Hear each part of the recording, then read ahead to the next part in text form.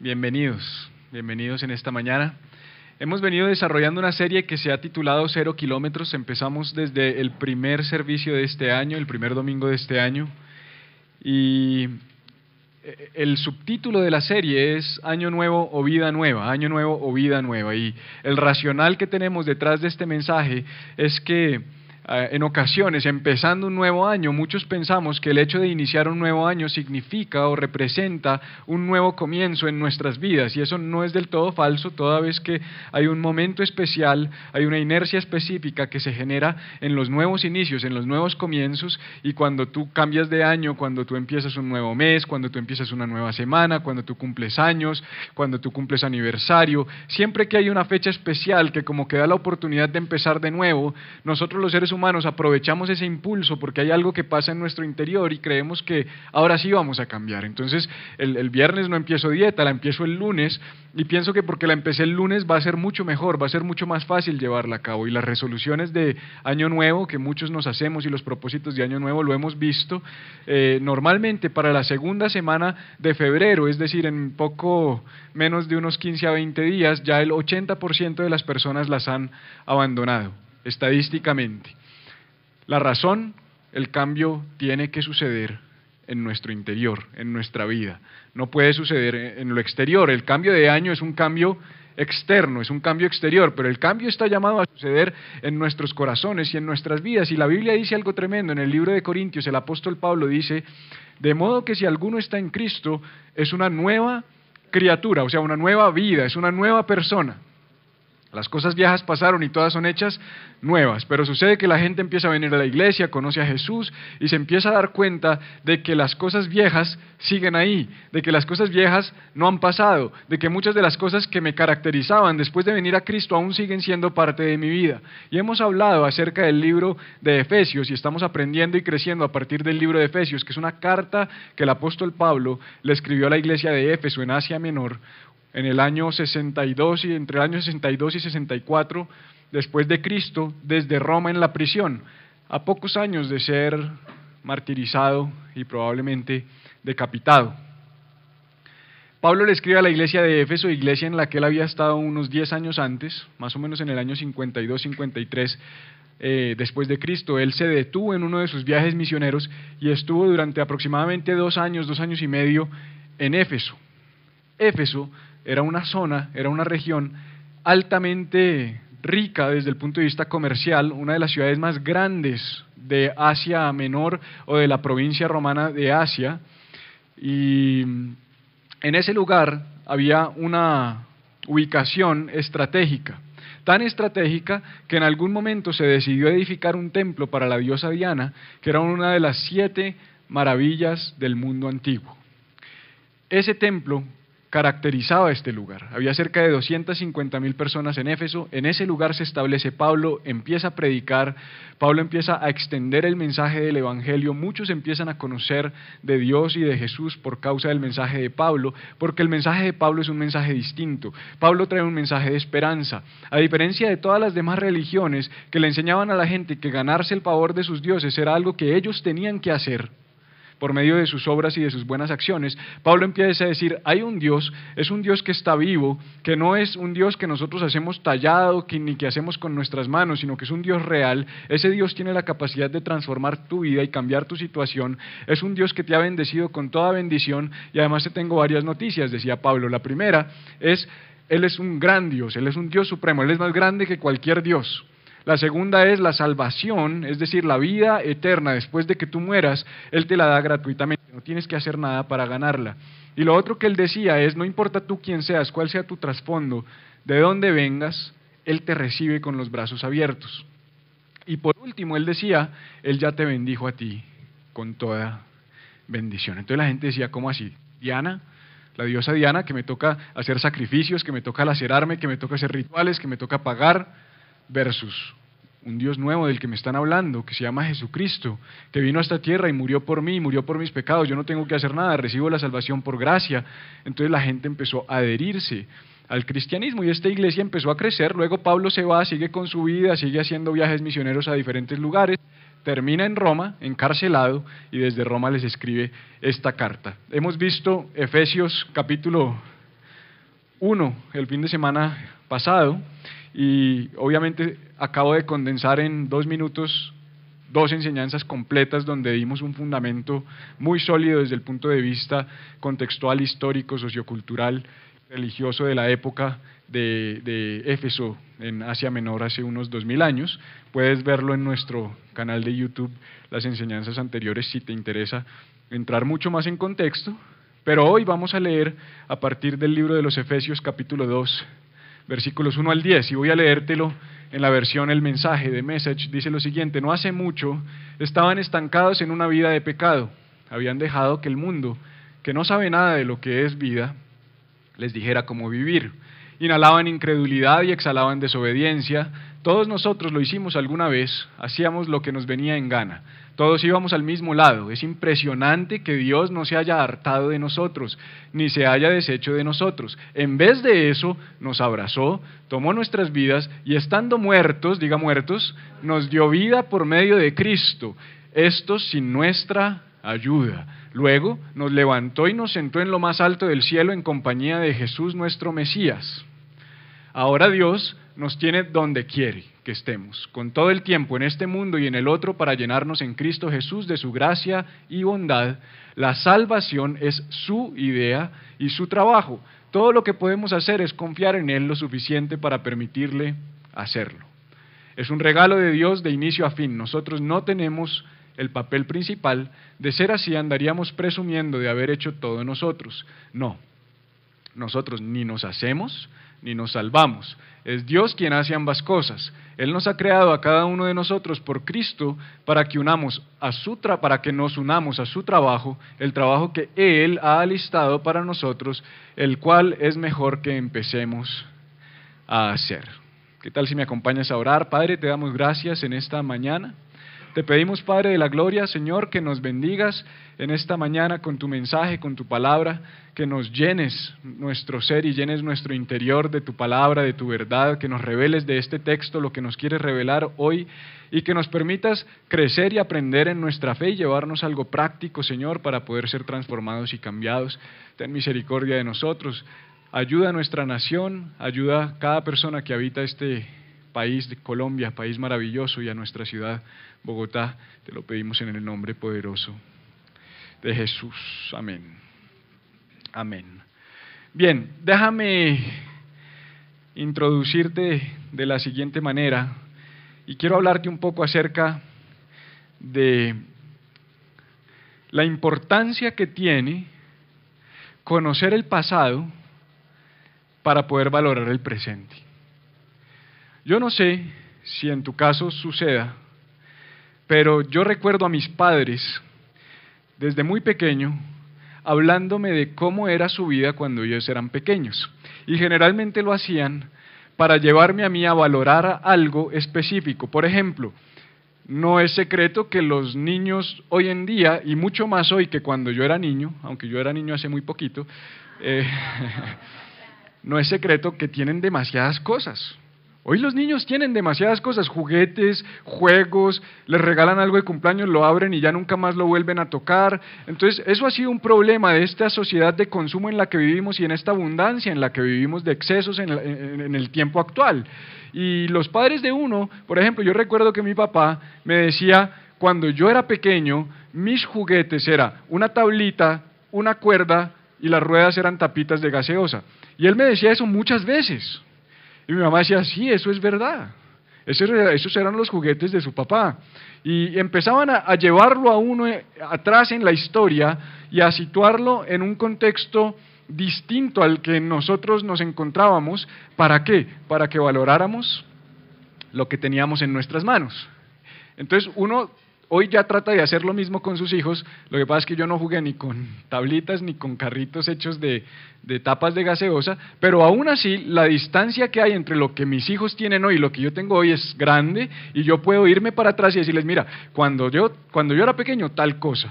Por ejemplo, hace unos años, cuando yo tenía mi trabajo, eso suena como si hoy no tuviera, hoy tengo más trabajo, pero cuando yo trabajaba para las multinacionales para las cuales trabajaba, tenía muchas posibilidades económicas, viajaba muy seguido, tenía los carros que yo quisiera y yo llevé a mis hijos desde muy pequeño a conocer fuera del país. Mis hijos fueron a Disney desde pequeños, fuimos a New York, hemos ido varias veces a los Estados Unidos, estuvimos en un crucero. Mis hijos fueron muy bendecidos, muy pequeños, porque yo gozaba de una situación financiera muy buena. En estos últimos años, y especialmente en los últimos 5 años de mi vida, la situación financiera, por decisiones que yo he tomado, de las cuales me siento absolutamente orgulloso y las volvería a tomar, la situación financiera se ha apretado tremendamente. En medio de ese apretón financiero, nosotros llevamos más o menos unos, no sé, mi esposa viene ahorita a la segunda reunión porque tuvo que atender un tema de última hora, pero ella me corregiría, pero yo creo que llevamos voy a decirte unos 3 o 4 años sin vacacionar en familia, con mis 2 hijos y salir y llevarlos a algún lugar como solíamos hacerlo antes, y ellos han empezado en su mente a sentir que algo está pasando. Y una forma de nosotros de llevarlos a valorar aún lo que tenemos hoy es decirles, tú sabes que tu mamá, le digo yo a Benjamín y a Rebeca, tú sabes que tu mamá fue a Estados Unidos por primera vez al tiempo que ustedes. O sea, para que se den la idea, o sea, mi esposa fue después de casi a sus 30 años, por primera vez a los Estados Unidos, cuando mis hijos fueron de 2 años y de 3 años. Entonces, ¿qué hago yo? Trato de establecer de dónde venimos para que ellos entiendan lo que Dios ha hecho en nuestras vidas y lo bendecidos que ellos son a partir de la historia nuestra, yéndonos un poquito atrás en el pasado. Y muchas veces estamos utilizando esos recursos. Por ejemplo, a mí me castigaban y los castigos eran ligeros, pero me castigaban. Y después de los castigos, entonces mi mamá me decía, agradezca. A su papá le daban rejo, le daban con el cable del teléfono, entonces uno decía, no, pues gracias, pégame con la chancla, porque, por favor. Y esa era como la forma de llevarte a valorar lo que tú tienes hoy. ¿Por qué te estoy haciendo toda esta introducción y contando esta historia dentro del contexto de lo que acabamos de leer? Porque no sé si lo notaste, pero Pablo en los 10 versos que acabamos de leer de Efesios capítulo 2, exactamente como lo leímos hace 8 días en Efesios capítulo 1, del versículo 3 al 14, no sé si lo recuerdas, que leímos una de las frases más largas en el griego que se encuentra en la Escritura. Cuando tú vas al griego, una de las frases corridas más largas, además que contiene más información teológica y es tan rica en su información, es Efesios 1, del 3 al 14. Lo mismo pasa en Efesios 2. Es como que Pablo escribió Efesios 1 y llegó del 3 al 14, nos mete esa condensación teológica que vimos y de repente, después de hablarnos de la oración, ¿te acuerdas? Y de llevarnos a reflexionar de la importancia de la oración, que él estaba orando por nosotros y todo este cuento, llega a Efesios capítulo 2 y vuelve y se manda desde el 1 con un tratado teológico supremamente profundo que resume, en mi opinión, perfectamente la doctrina de salvación. Escucha, la doctrina de salvación. Este papiro que está aquí, creo que es un papiro del libro de Santiago, no recuerdo ya cuál fue exactamente el que tomé, pero estos son los papiros, esto es un junco, el papiro es un junco, es una planta, y sobre esos juncos que ellos secaban escribían, y estos son los fragmentos que hoy en día se encuentran en museos de nuestra Biblia, de las Escrituras. Esto está en el griego, y pues esto es para que veas cómo es de maravilloso el origen del canon y del texto bíblico que nosotros tenemos. Pero en este fragmento del griego, donde probablemente Pablo escribió y nos pone todo este mensaje que acabamos de leer, Pablo está haciendo exactamente eso que yo acabo de hacer contigo, pero diferente, o lo que yo hago con mis hijos. Pero ¿qué estaba haciendo Pablo? Pablo no estaba tratando de decirles, hoy ustedes tienen carritos de Hot Wheels y antes yo tenía carrito de madera. Lo que Pablo está tratando de decir es, ustedes antes tenían unos sistemas de creencias específicos, ustedes venían de un pasado específico, ustedes vivían una situación específica y Cristo esto fue lo que hizo por ustedes. Pero cuando yo me encuentro con amigos y cuando yo me encuentro con personas y yo les digo, oye, es que Jesús es mi Señor y Salvador, Jesús también te puede salvar a ti. Una persona que no está en el contexto de estas 4 paredes, y aun si tú quizás nos visitas a nosotros hoy por primera, segunda, tercera, cuarta vez, quinta vez, tú dirías, ¿salvarme? ¿De qué? ¿Salvador? Yo no necesito un Salvador. Yo estoy bien, tengo trabajo, tengo mi casa en orden, soy exitoso, tengo dinero, hice mi carrera profesional, he hecho mi vida a pulso, nadie me ha dado nada. Nadie me ha dado nada de lo que tengo. yo no le debo esto a nadie, a mí nadie me ha palanqueado, yo me he ganado mi vida con mi esfuerzo, salvarme, yo soy una buena persona, salvarme, yo soy un buen ser humano, yo no le hago daño a nadie, yo me considero bueno, yo me considero un buen hombre, yo me considero una buena persona, tengo una mujer, procuro serle fiel, casi no me emborracho, nunca robo, pago mis impuestos, yo soy bueno, yo soy un buen ciudadano, malos, malos los políticos, malos, malos los corruptos, malos, mala la guerrilla, malo, malo el vecino, todos los demás necesitan esa salvación quizás, pero yo soy una buena persona, yo soy bueno, mira, mi vida es perfecta, yo no tengo ningún problema. Y el tema es que normalmente la gente con la que uno se relaciona, o especialmente con la que yo me relaciono, es así. Es gente exitosa, es gente que le va bien, es gente que tiene dinero, es gente que tiene un buen trabajo, es gente que tiene buenas posibilidades, es gente que no necesita nada. Es solamente hasta el momento en el que quizás se encuentra en una cama de hospital enfermo con un cáncer, o es quizás solamente cuando se encuentra con sus padres hospitalizados o en un accidente, que voltean a mirar, oye Felipe, ¿cómo es que es ese Salvador? ¿De qué fue lo que me hablaste? ¿Me puedes recordar un poco eso que me dijiste ese día, que yo la verdad ese día no quería recibírtelo? Pero en términos generales la gente está metida en su vida y se pregunta, ¿salvarme de qué? Y esto es tan importante porque yo pienso y yo siento que la iglesia se ha olvidado enseñarle a la gente de qué nos salvó Jesús. Y entonces empezamos a predicar un evangelio que no tiene nada que ver con el evangelio, y empezamos a predicar un evangelio de, ¿estás bien? Puedes estar mejor. No estás tan bien, puedes estar bien. ¿Estás muy bien? Puedes estar súper bien. Tienes un poco de plata, Él te puede hacer millonario. Y empezamos a predicar un evangelio materialista para seducir a la gente con las cosas de este mundo, cuando el mensaje de Jesús no tiene nada que ver con las cosas de este mundo. Nada que ver con las cosas de este mundo. Entonces Pablo dice, esta gente necesita que les recordemos qué fue lo que Jesús hizo por ellos. Esta gente necesita que les recordemos qué fue lo que Jesús vino a hacer, porque el evangelio de Cristo no es de mal a bien, ni de mejor a mucho mejor. El evangelio de Cristo, te tengo una noticia, es de muerte a vida. De muerte a vida.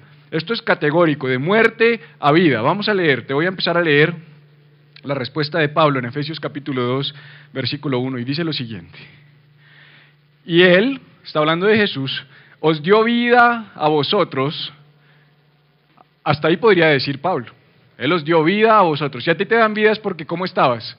O muerto o sin vida, si quieres decirlo de otra manera. Pero Él vuelve y dice, Él os dio vida a vosotros, ¿cuándo? Cuando estabas muertos en vuestros delitos y pecados. O sea, Pablo empieza a decir, yo tengo que recordarles qué fue lo que Jesús hizo por ustedes. Él les dio vida cuando ustedes estaban muertos en sus delitos y pecados. Mira lo que dice The Message. La versión de Message dice lo siguiente, dice, no hace mucho estaban estancados en una vida de pecado. O sea, Eugene Peterson, que trae del griego al inglés moderno, dice, no voy a usar la palabra muerte para que entiendan los lectores, porque esa es la otra. ¿Salvarme de qué? No, es que estabas muerto. ¿De qué hablas, viejo? ¿Muerto? O sea, desde que nací tengo vida. ¿De qué estás hablando? Rob, es que antes de que tú vinieras a Jesús, tú estabas muerto. ¿Muerto? No, yo estaba respirando. Yo ya conocía a Jenny, ya teníamos las niñas. No es el caso. Ellos tuvieron las niñas ya después de conocer a Jesús. Pero alguien podría decir, no, yo estaba vivo. ¿Muerto? Porque el concepto de muerte que nos imaginamos, pues ese es justamente ese que yo pongo allí, ¿no? Pero al final del día, Eugene Peterson nos ayuda y nos dice, tú estabas estancado en una vida de pecado. ¿Sabes qué es estar muerto? Es muerto estar a los deseos de Dios. Muerto es estar a la voz de Dios. Muerto quiere decir estar separado y desconectado de Dios. Eso fue lo que Pablo dijo en Romanos 3 cuando dijo que por cuanto todos pecaron y están destituidos de la gloria de Dios. Esa separación y esa destitución de Dios, ¿qué causa? Que nosotros no nos podemos conectar con Dios. Por eso cuando alguien viene a la iglesia y alguien como yo o alguien como nosotros que llevamos un tiempo caminando con Jesús porque estamos vivos, porque Él nos dio vida y decimos es que Dios me habló, la gente se ríe. Dios me habló, ya empezó con sus locuras. Sí, es que ahora estoy vivo, antes estaba muerto. Un muerto no puede escuchar, un vivo puede escuchar. Tú tienes vida, pero no es la vida de la que estamos hablando, no es esta vida natural, no es la vida de la carne, es la vida espiritual. Porque dice la Biblia en Génesis que cuando Él creó al hombre, el hombre ya estaba vivo. Pero dice que después de crearlo, ¿el que hizo? Le sopló aliento de vida. Fíjate que él ya estaba vivo y le sopló aliento de vida. ¿Qué es lo que distancia al hombre de los animales? El soplo de aliento de vida que Dios dio en él, el espíritu. El aliento de vida que Dios sopló es el espíritu. En otras palabras, el hombre nace muerto en su espíritu. Y cuando el hombre está muerto en su espíritu, no se puede relacionar con Dios, no se puede acercar a Dios. Por eso es que yo no le puedo decir a alguien que no se ha acercado a Dios, o más bien, yo no le puedo decir a alguien a quien Dios no se ha acercado, que haga algo para acercarse a Dios porque está muerto. ¿Qué dijo Juan el Bautista? Arrepiéntanse porque el reino de los cielos se ha acercado. ¿Quién es el que se acerca? El reino de los cielos. No yo.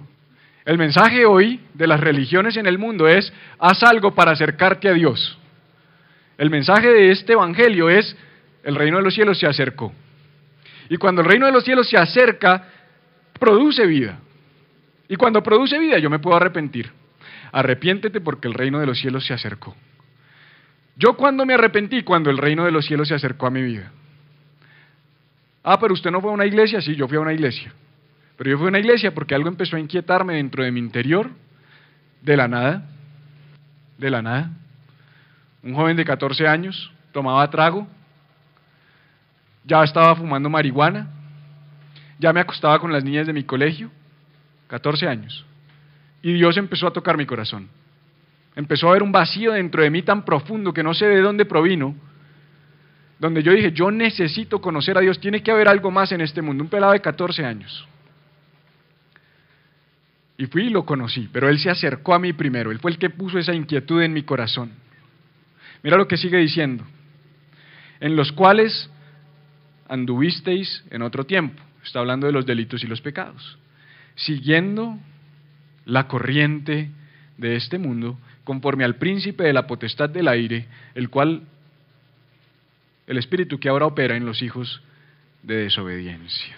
Quiero hablarte de dos conceptos allí.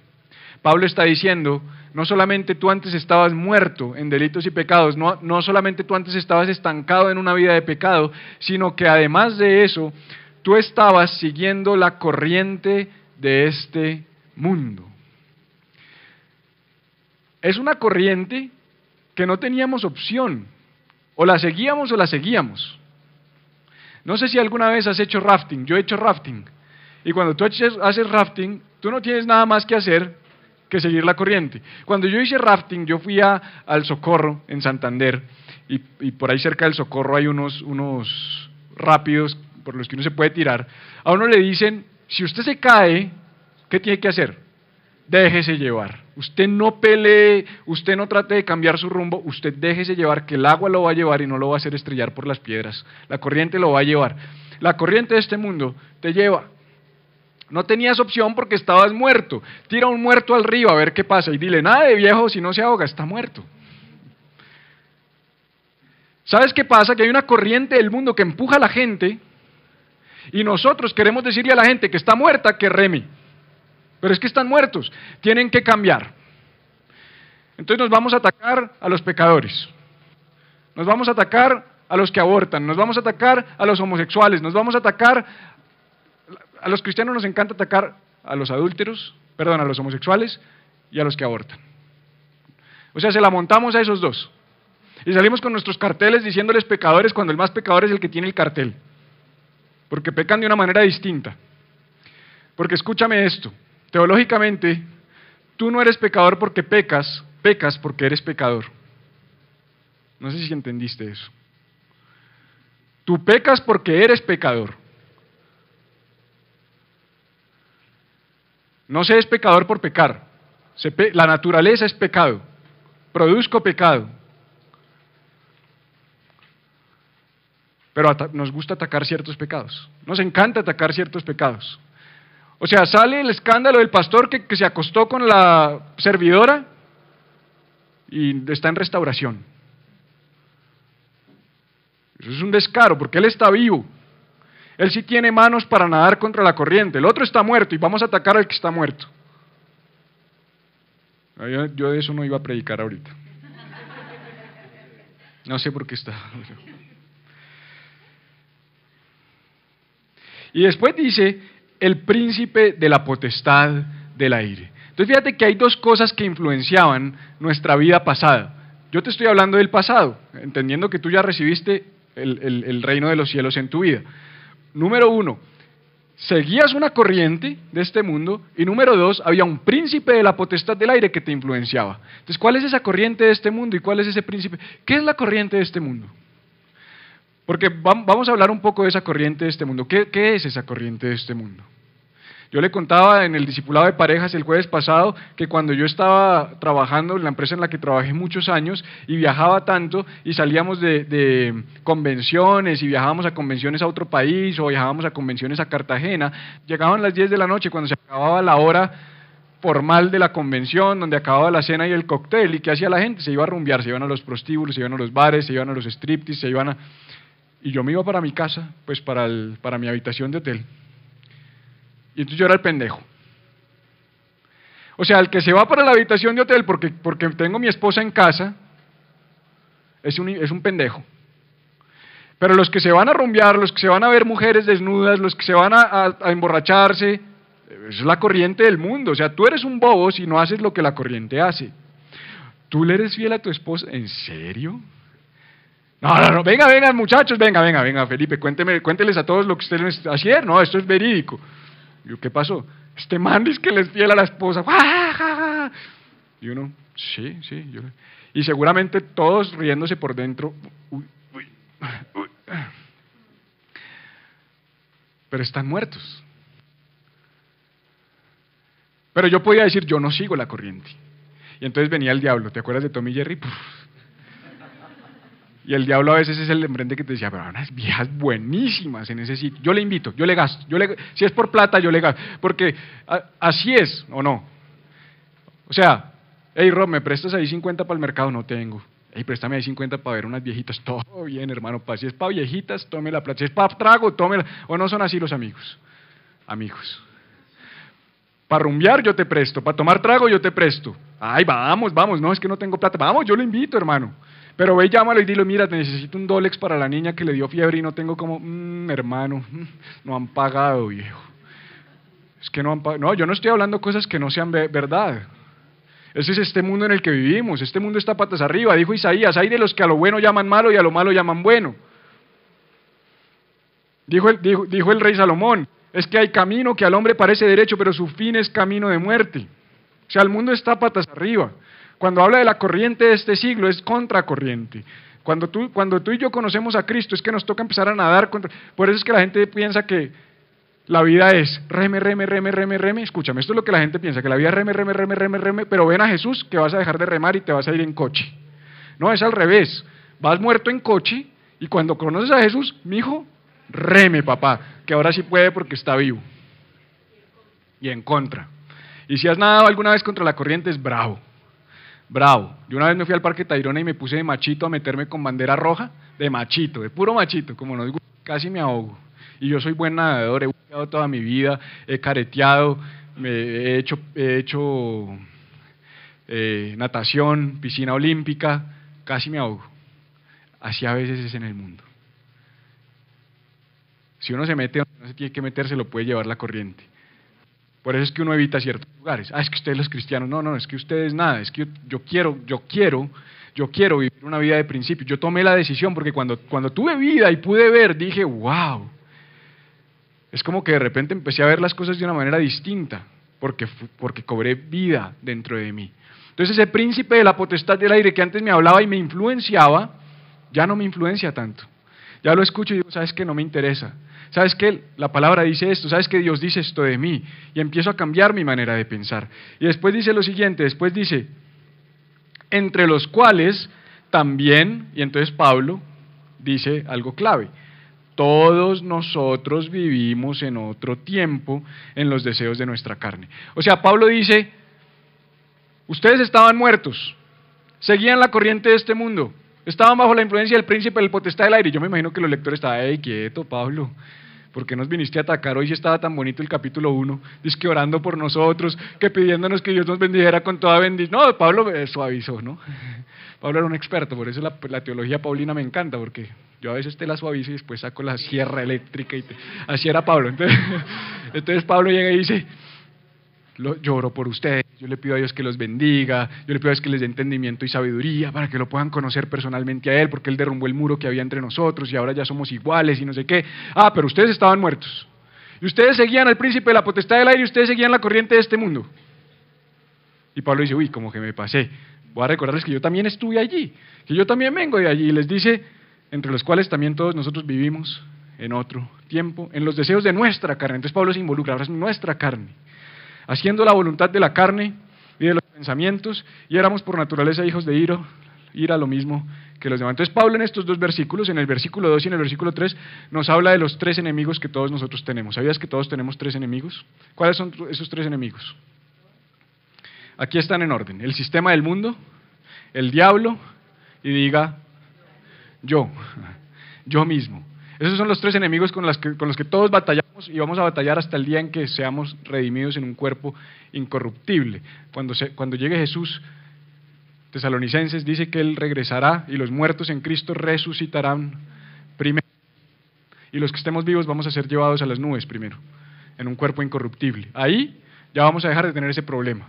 Pero hoy tenemos esos tres problemitas: la corriente de este siglo, el príncipe de la potestad del aire y tu carne, los deseos de tu carne, los deseos de tu naturaleza pecaminosa. Entonces Pablo dice, tranquilos, todos estábamos en este cuento, yo también vengo de allá, y sabes que es importante que a veces nosotros los que venimos de allá, que a veces como que se nos ha olvidado, nos recuerden que venimos de allá, porque entonces empezamos a ver a los pecadores y, ay, pobres, este man les infiel a la mujer, este man es tal cosa, este man es tal, ay no, como si tú naciste perfecto, no, todos venimos de allá. Todos venimos de allá. Pero esos deseos de la naturaleza pecaminosa, dice Pablo algo tremendo. Dice que haciendo la voluntad de la carne y de los pensamientos. ¿Alguna vez has hecho algo que no querías hacer? ¿Sí? ¿Alguna vez has dicho algo que no querías decir? ¿Alguna vez has pensado algo que no sabes por qué pensaste eso? O sea, ¿te pasa? De repente que pasa alguien por el frente y tienes un pensamiento que no deberías tener, que ves una propaganda y tienes un pensamiento que no deberías tener y te cuestionas por qué tuve este pensamiento, por qué actué de esta manera, por qué reaccioné de esta manera, porque hay unos deseos de la naturaleza pecaminosa, hay unos deseos de la carne que quieren gobernarnos y son tres enemigos y son bravos y parece que se pusieran de acuerdo. Parece que cuando tú te acuestas a dormir, tu carne no se duerme y empieza a hablar con el príncipe de la potestad del aire, que además manifiesta todo su pensamiento y su sistema de creencias en el sistema de este mundo al cual tú te expusiste durante todo el día, porque ¿sabes cómo te predica el sistema de pensamiento de este mundo? Con televisión, con series, con radio, con internet, con Instagram. Entonces tú empiezas y coges tu celular, está ya grabando, y coges tu celular y empiezas, por fe es un celular nuevo, y empiezas a bajar en Instagram, y empiezas a bajar, y de repente, ¡pum!, la vieja en bikini, ay no, mi esposo, no, ¿sí? Y después, o tú eres una mujer mujer soltera buscando marido, uy, el tipo con six pack, uy, espere, y ese chingue, y esa es narizona, y hace suma. Ah, no, nunca lo hacen, no, nunca lo han hecho. Y después, ¿qué estoy haciendo? ¿Qué pasó? Ah, el sistema que te invade, con el príncipe que te habla y con tu carnecita que no se pone brava. O sea, tu carnecita, bien. Y el hombre espiritual. Sí, porque así estés despierto, el hombre espiritual está privado. Y a veces toca cogerlo a pata y levántese, hermano. ¿Pero qué? Si estoy muerto de hambre. Usted nunca ayuna. Porque él está muerto de hambre es cuando usted nunca ayuna. ¿Ve cómo es? Es al revés. O sea, tu hombre espiritual es raquítico porque nunca ayunas. Todo terreno, doble carne, barbecue, con tocineta y malteada de frutos del bosque y papas en salsa.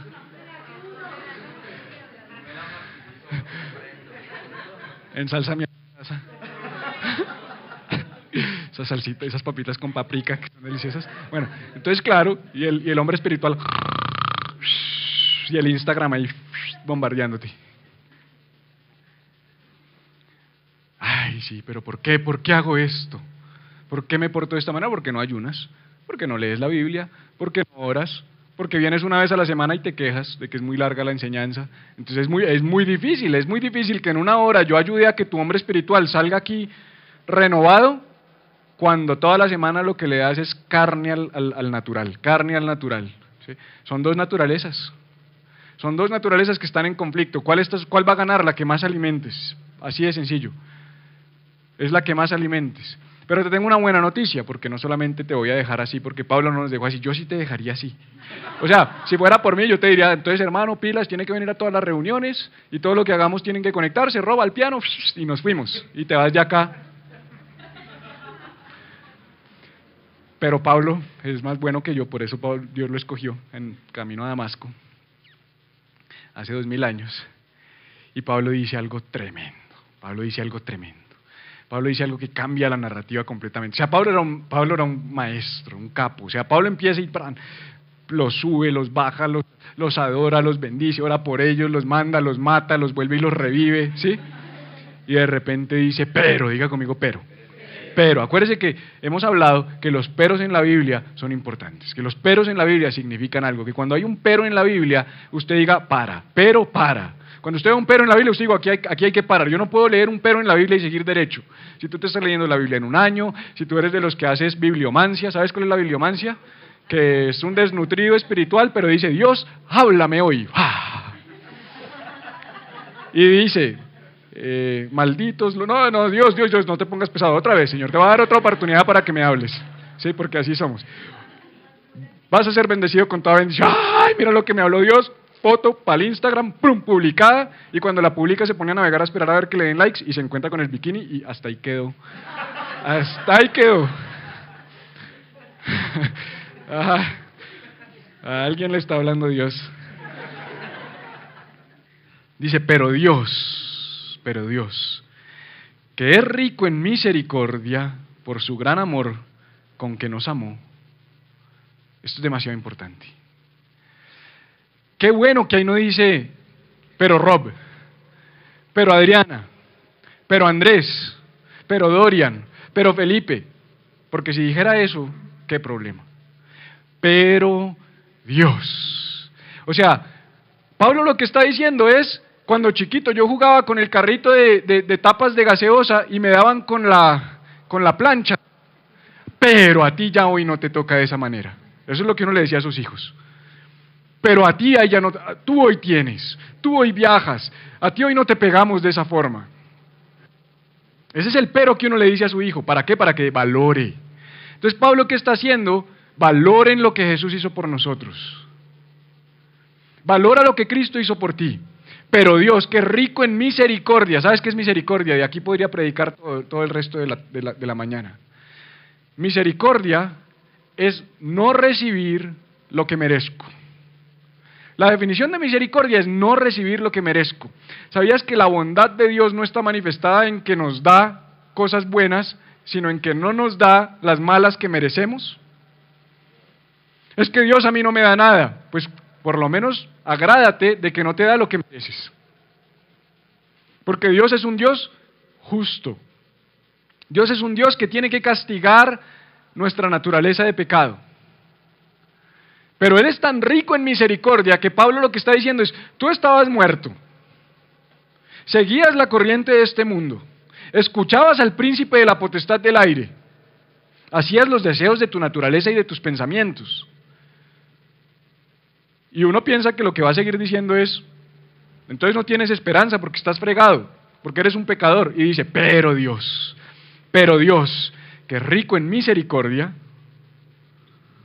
por su gran amor con que nos amó, y sigue diciendo en el versículo 5, aun estando nosotros muertos en pecados, nos dio vida juntamente con Cristo. Por gracia sois salvos. Dios con su amor nos dio vida juntamente con. Diga conmigo, con. Esto es demasiado importante.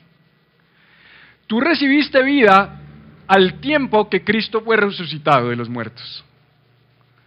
Por eso Él decía, Él nos bendijo con toda bendición, pasado. ¿Cuándo nos bendijo? Cuando Cristo fue resucitado con toda bendición, resucitado de los muertos. Y tu bendición y tu vida no fue recibida cuando tú hiciste algo, porque un muerto no se puede salvar a sí mismo. Un muerto no se puede resucitar a sí mismo. Un muerto necesita la intervención de un tercero para poder ser resucitado. ¿Estás conmigo?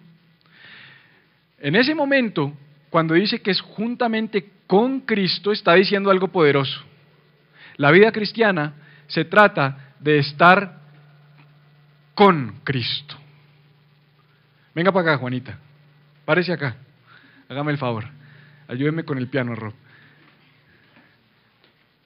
Esto es con Cristo. Con. Mi vida cristiana es con Cristo. Por supuesto, aquí Cristo soy yo, pero... Bueno, no, está bien. Con Cristo. Es con Cristo. Es con Cristo. No es por Cristo. No es para Cristo. Lo que la religión nos enseña es que es por lo que tú hagas para Cristo. Es con lo que tú hagas en Cristo. Es lo que tú hagas por Cristo. Es con Cristo. En otras palabras, es al estar con Cristo, yo recibo vida. Es por lo que Él recibió vida que yo recibo vida. Es por lo que Él hizo que yo puedo tener vida. Yo me le pegué a Cristo. Yo no me le suelto a Cristo. Entonces trate de ir para allá. Yo voy para donde Cristo va. ¿Sí? Mi naturaleza pecaminosa va para acá. Pero, venga, Cristo no es pecador. ¿Sí me hago entender? O sea, mi naturaleza pecaminosa dice, y acá está Cristo y yo, y entonces ahora puedo hacer lo que no hacía. Ahora puedo comportarme de una manera diferente. Ahora puedo actuar de una manera distinta. Antes no podía, estaba muerto, pero ahora lo puedo hacer. Pero Dios, fue por Dios que juntamente con Cristo, pero mira lo que sigue diciendo, versículo 6, y juntamente con, mira el con, juntamente con Él nos resucitó y asimismo nos hizo ¿qué? Sentar en los lugares celestiales con Cristo. Entonces Dios hizo varias cosas. Estábamos muertos, nos dio vida juntamente con Cristo y nos hizo sentar en lugares celestiales con Cristo. ¿Qué significa estar sentado? Descansando. No es por obras. Esa frase lo que quiere decir es que en el momento en el que tú recibiste a Cristo, en ese momento ya has sido sentado en los lugares celestiales con Él, descansando, porque ya estuvo terminado, ya estuvo completado. No hay nada que le podamos añadir a nuestra salvación, es lo que está diciendo Pablo. No diría sentado de otra manera, pero dice que nos hizo sentar, nos sentamos, nos quedamos sentados. O sea, ya no tengo nada más para hacer, ya se hizo, ya lo que había que hacer se hizo. Fue lo que dijo Jesús en la cruz, ¿te acuerdas? Tetelestai, consumado es. Cuando entregó su vida, sus últimas palabras en la cruz, tetelestai, consumado, y la deuda ha sido pagada. Ahora está sentado juntamente conmigo. Y sigue diciendo, y empieza tal vez el pasaje más rico. Dice el 7, no tengo el 7 ahí, yo te lo voy a leer. Dice, para mostrar en los siglos venideros las abundantes riquezas de su gracia en su bondad para con nosotros en Cristo Jesús. Fíjate qué tremendo que aquí hay un para. Ahorita vimos un pero, ahora vemos un para. Esto habla de propósito. ¿Sabes por qué se suicida la gente? Por falta de propósito. ¿Sabías que en los Estados Unidos la segunda causa de muerte entre los jóvenes entre los 14 y los 21 años es el suicidio? La segunda causa de muerte entre jóvenes de 14 a 21 años en los Estados Unidos hoy es el suicidio. La primera son accidentes automovilísticos. En Australia, primera causa de muerte entre los jóvenes, suicidio. Nueva Zelanda, suicidio. Son los países a donde hoy nuestros jóvenes se quieren ir. Hoy nuestros jóvenes en Colombia se quieren ir para Australia, se quieren ir para el Canadá, se quieren ir para Estados Unidos, se quieren ir para Nueva Zelanda. Allá la primera y la segunda causa de muerte entre los jóvenes de 14 a 21 años es el suicidio. ¿Qué tiene que estar tan mal en nuestra sociedad para que un joven de esa edad quiera quitarse la vida? Falta de esperanza, falta de propósito, no hay razón para existir. Cristo nos da propósito. Entonces Cristo dice, para, yo te resucité, yo te di vida para, hay un propósito, hay una razón, hay un diseño, hay un plan, y es para mostrar en los siglos venideros las abundantes riquezas de su gracia y su bondad para con nosotros. En otras palabras, Cristo te dio vida de entre los muertos, te lo recuerda para que tú puedas a otros mostrarles la gracia con la que Él te llamó y contarles que también esa gracia está disponible para ellos. Pero entonces mira lo que pasa con los cristianos hoy en día. Reciben la gracia de Cristo y se paran con un cartel a decir: pecadores se van a ir para el infierno, arrepiéntanse. Esa es la predicación hoy. Dos extremos totalmente. La iglesia está totalmente polarizada. Arrepiéntanse, pecadores que se van para el infierno, ese es un sector de la iglesia. Cristo murió para hacerte multibillonario. Puedes tener casa, carro, y beca, y yate, y avión. Y ninguno de los dos es el evangelio. El evangelio es: estás muerto, pero el reino se ha acercado. Él te ama como eres. Él te ama muerto. No, es que usted no sabe lo que yo he hecho. No, yo no sé, pero Él sí, y Él te ama como eres. Porque yo sí sé lo que yo había hecho. Yo. Y me amó. Ese debería ser el mensaje. Ese debería ser el mensaje que nos levantemos a predicar para mostrar en los siglos venideros las abundantes riquezas de su gracia. No podemos pararnos a predicar condenación. Juan el Bautista dijo: arrepiéntanse porque el reino de los cielos se ha acercado. Hoy predicamos: arrepiéntanse para que el reino de los cielos se acerque. Cambiamos la teología, cambiamos el mensaje. Entonces necesitamos ser una iglesia balanceada. Necesitamos acercarnos a la gente y decirle: sabes que Dios te ama como eres. A un borracho, a un adúltero, a un fornicario, a una prostituta, a un homosexual. Dios lo ama. Pero es que Dios ama a la gente y aborrece el pecado. Sí, en su naturaleza sí. Pero su ira fue toda recibida por una persona en la cruz del Calvario. Toda. Él fue el objeto de su ira. Es un mal ejemplo el que voy a dar. Siempre doy pésimos ejemplos, pero como Cata no está, no le vayan a decir nada, y ella no ve los videos, entonces fresco. Es como el man que se emberraca con la mujer y le quiere meter un puño en la cara y le va a pegar, y cuando le va a pegar se desvía y se lo mete al closet y rompe la puerta del closet. ¿Cuál fue el objeto de la ira? El closet. Le llega un mal ejemplo.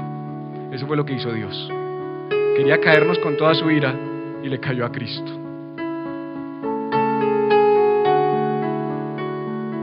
Y termino con esto, del 8 al 10. Porque por gracia sois salvos por medio de la fe, y esto no de vosotros, pues es don de Dios, no por obras, para que nadie se gloríe. Porque por gracia sois salvos por medio de la fe, y esto no de vosotros, pues es un regalo de Dios, es un don de Dios, no por obras, para que nadie se gloríe. La salvación no es por obras. La salvación no es por hacer algo. La salvación no se obtiene por hacer. La salvación se obtiene por creer. Porque por gracia sois salvos por medio de la fe, no por obras. Teología, doctrina, esto es clave que lo sepamos. No podemos pedirle a la gente que haga algo, están muertos. Es por gracia, tú y yo hoy hacemos por gracia. Y después Él dice: porque somos hechura suya, creados en Cristo Jesús. ¿Cuándo fuimos creados en Cristo Jesús? En el nuevo nacimiento. Está hablando del nuevo nacimiento. Es lo que pasó en Juan 3 cuando Nicodemo se acercó a Jesús y le dijo: ¿cómo hace un hombre para heredar la vida eterna? Nicodemo, de cierto te digo que si no naces de agua y de espíritu no podrás ver el reino de Dios. Nuevo nacimiento, nacer de nuevo en Cristo, creados en Cristo Jesús acuérdate el creados en Cristo Jesús para buenas obras. ¿Somos salvos por obras? No, somos salvos para obras. Es muy distinto ser salvos por obras que ser salvos para obras. Tú y yo fuimos salvados para obras, creados en Cristo Jesús para buenas obras, las cuales Dios preparó de antemano para que anduviésemos en ellas. Dios te creó a ti y me creó a mí para caminar en buenas obras. Él nos sacó de una vida de pecado. Estábamos muertos en nuestros delitos y pecados, muertos, no podíamos hacer nada, estábamos muertos, seguíamos la corriente de este siglo. Yo seguía la corriente de este siglo, yo era un muerto bajando contra corriente.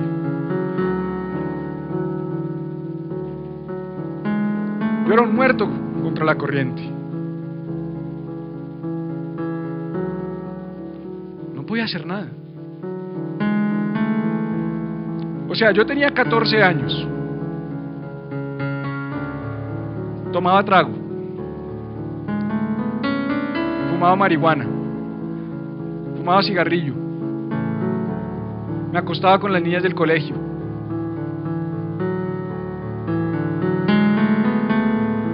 Estaba muerto. Yo seguía la corriente. Y yo le decía a mis amigos: perdónenme que sea tan gráfico, aquí no hay niños. ¿Ustedes se masturban? Perdedores. Yo ya me acuesto con ellos. Íbamos a las fiestas y apostábamos. 14 años, apostábamos. Esa que está allá, ¿cuánto echamos? Aquí yo me la echo primero que usted. 14 años.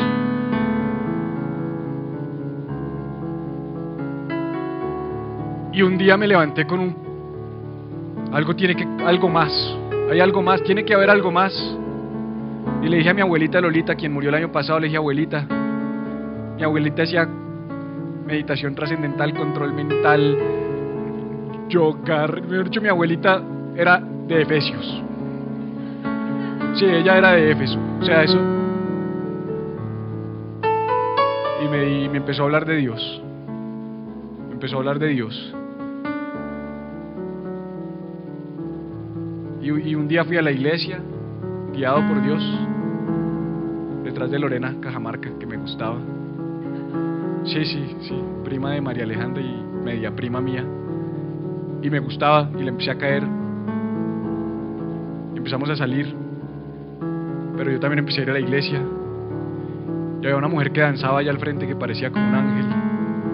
Y era diferente a las demás, y yo la miraba, y yo miraba a las otras mujeres y me daban ganas de hacer lo que yo sabía hacer con las mujeres, porque no sabía hacer nada más. Porque fui introducido a la pornografía a los 8 años, 9 años. Lo único que yo sabía hacer era eso. Para mí la mujer era un objeto para eso, porque eso fue lo que vi desde pequeño. Pero yo veía a esta mujer y no me provocaba eso. Había algo diferente, algo pasaba dentro. Cuando yo la miraba a ella, no la podía mirar con esos ojos, no había nada que pudiera dentro de mí mirarla con esos ojos. Y empecé a conocer a Jesús. Y Él me dio vida. Él me dio vida. Cuando yo estaba muerto, Él me dio vida. Y de repente algo empezó a pasar dentro de mí, y empecé a ser sensible a su voz, y empecé a entender cosas. Y cuando decían que Dios me hablaba, yo entendía: sí, es que Dios habla. Pero yo antes no lo podía escuchar porque estaba muerto. Hasta que escuché su voz un día. Lázaro, sal fuera, dijo. Lázaro, sal fuera. Lázaro estaba muerto. Lázaro, sal fuera. ¿Qué fue lo que sacó a Lázaro? La voz. Él escuchó a Lázaro. Y empecé a ser transformado. Y un muchacho que a los 14 años ya se está acostando con niñas, con mujeres más grandes que él, que está introducido al licor y a las drogas. Dime qué vida le espera. Pero esa que danzaba era mi esposa, que tú la has visto danzar en algunas de nuestras reuniones. Y quiero decirte que desde que la conocí a ella nunca he estado con una mujer que no sea ella. Sí, me la arrastré a ella para perdón que aquí está mi suegra, pero... Y de ahí nació Rebeca. Pero aquí estamos, nos casamos, dimos la cara porque Dios sembró dentro de mi vida, porque puso principios en mi corazón. Y nunca he estado con una mujer desde que estoy con mi esposa, desde que conocí a Catalina. Nunca he compartido mi cuerpo con otra mujer. ¿Cuál era mi naturaleza? Solo sabía hacer eso, las mujeres eran un objeto, yo solamente fui expuesto a eso. Alguien se paró y me dijo: eres un pecador, te vas a ir para el infierno, los fornicarios van a ir para el infierno. No, me hablaron del amor de Jesús, me hablaron de un Dios que perdona, que ama, que restaura, que por gracia nos hace salvos, y que me creó con un propósito y que me dio un par, porque yo vivía una vida sin propósito, yo no sabía para qué había nacido, pero cuando yo entendí, yo dije: yo nací para glorificar el nombre de mi Rey. Lo supe desde el momento en el que nací de nuevo, que había nacido para glorificar su nombre, haciendo lo que hiciera. Errores todos, equivocaciones todas, la misma naturaleza que tenía a los 14 la tengo hoy, porque no muere. Pablo dijo: miserable de mí, ¿quién me librará de este cuerpo de muerte? Romanos capítulo 8. Gracias doy a Jesucristo, Señor nuestro. Es que yo entendí que no es que alguien me fuera a quitar esa vieja naturaleza, yo entendí que yo tenía que desnutrirla. Yo entendí que era mi trabajo quitarle poder. Yo entendí que era mi trabajo dejar de alimentarla y empezar a alimentar al hombre espiritual para que gobernara. Y eso es lo que dice Pablo en Gálatas 5, cuando dice: andad en el Espíritu y no satisfagáis los deseos de la carne.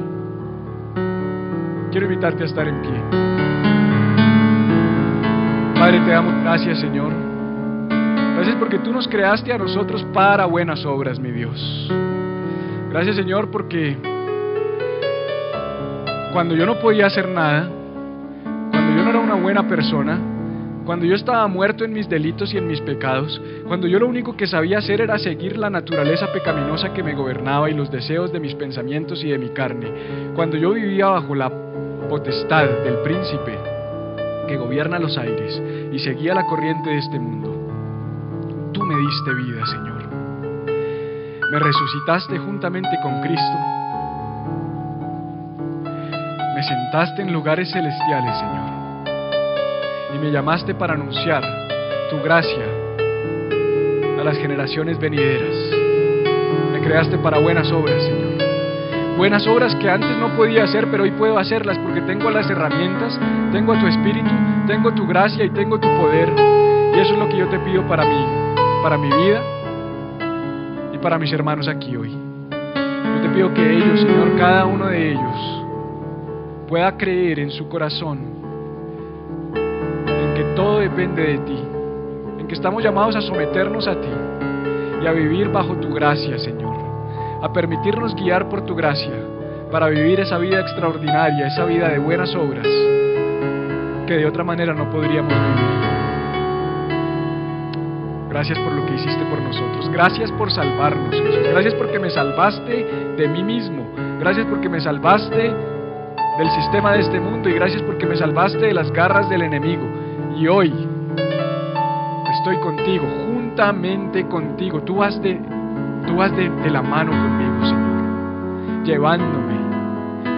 Yo me rindo a ti, te cedo mi voluntad y te digo: haz con mi vida lo que tú tengas que hacer, Jesús. Cámbiame, transfórmame, renuévame y hazme una nueva persona, mi Rey. No quiero nunca más ser igual. Y si hay alguien hoy luchando aquí, Señor, con cosas que sabe que no debe hacer, que está harto y cansado de hacer cosas y de tener hábitos y de tener vicios y de tener situaciones que lo gobiernan, yo te pido que así como te manifestaste a mi vida y me sacaste y me rescataste cuando yo estaba muerto, así mismo hagas con ellos hoy, para que ellos puedan empezar a caminar en ese propósito con el cual tú los has llamado, mi Señor. Te bendigo y te doy gracias y te invito a mi vida, Jesús. ¿Y qué tal si antes de despedirnos le cantas solamente el centro de todo eres Jesús?